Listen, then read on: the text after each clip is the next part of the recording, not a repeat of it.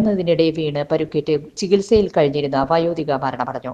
കഴിഞ്ഞ ദിവസം കാലത്ത് 8 മണിയോടുകൂടിയാണ് സംസ്ഥാനപാതയിൽ ഒന്നാംകല്ല് ബസ് സ്റ്റോപ്പിന് സമീപം സ്വകാര്യ ബസ് വയോധികയുടെ കാലിലൂടെ കയറിയിറങ്ങി ഗുരുതരമായി പരുക്കേറ്റ് തൃശൂർ ഗവൺമെന്റ് മെഡിക്കൽ കോളേജ് ആശുപത്രിയിൽ ചികിത്സയിൽ കഴിഞ്ഞിരുന്ന ഒന്നാംകല്ല് പുതുവീട്ടിൽ 68 വയസ്സുള്ള നബീസയാണ് മരണമടഞ്ഞത്. കുന്നംകുളത്തേക്കുള്ള ബസ് മാറി കറുവത്തൂരിലേക്ക് പോകുന്ന ബസ്സിൽ കയറുകയും പിന്നീട് കുന്നംകുളത്തേക്കുള്ള ബസ്സല്ല എന്നറിഞ്ഞ ഉടനെ ബസ്സിൽ നിന്ന് ഇറങ്ങിയ വയോധിക വീഴുകയും വയോധികയുടെ കാലിനു മുകളിലൂടെ ബസിന്റെ പിൻചക്രം കയറിയിറങ്ങുകയുമായിരുന്നു.